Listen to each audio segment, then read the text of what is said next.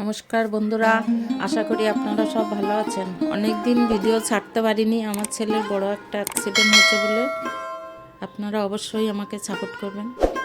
আজকে তো রান্নার ভিডিওটা করতে পারিনি, এইগুলোই সকালবেলা রান্না করেছি। আপনারা প্লিজ আমাকে সাপোর্ট করবেন। এইবার থেকে প্রত্যেকদিন ভিডিও দেওয়ার চেষ্টা করব।